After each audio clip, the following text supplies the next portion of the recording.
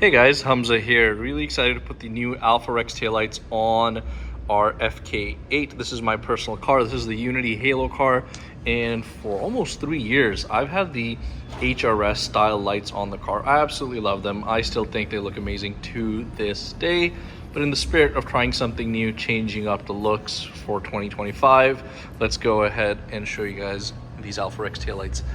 These are the alpha black version, which means clear lens but a smoked housing. They will have sequential as well. Really excited to see how these diodes look. Let me just grab a set. Let me show you how, preemptively that's gonna look.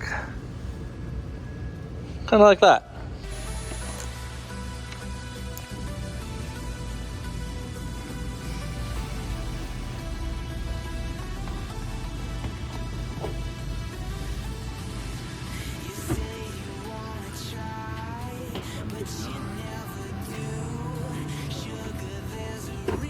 Tape them again.